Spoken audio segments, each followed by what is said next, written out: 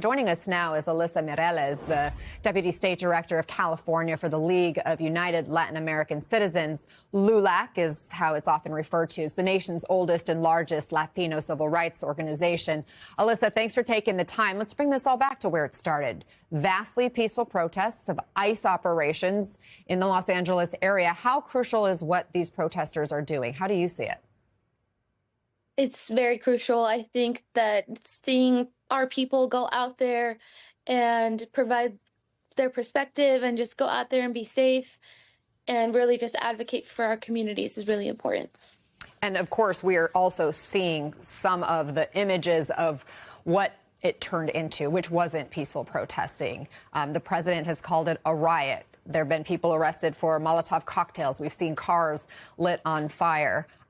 We've heard reports of looting. So those are incredibly charged terms, especially in LA, given its history.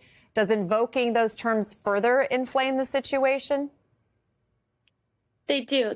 And, I think those might be some of the outliers, but we really believe in just exercising our First Amendment rights, but in ways that don't feed these harmful narratives. So resistance, we know that can take many forms, but we need to be smart about it.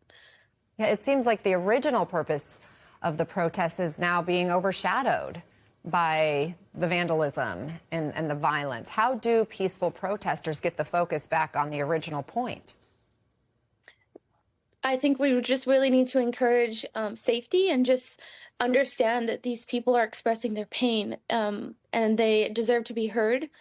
But just recentering our focus and just understanding why they're out there and just being safe about it.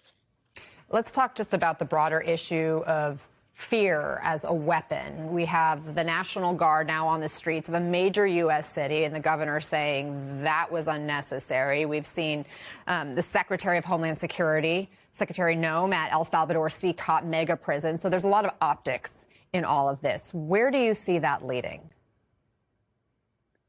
I think it's just creating a lot of unnecessary fear. I think it's unnecessary. And our immigrant communities are already facing trauma from these actions and from this situation. So I think just de-escalating and understanding that this disproportionately affects our Latino communities. Alyssa Mireles, thank you very much for joining us and offering your perspective on what's happening.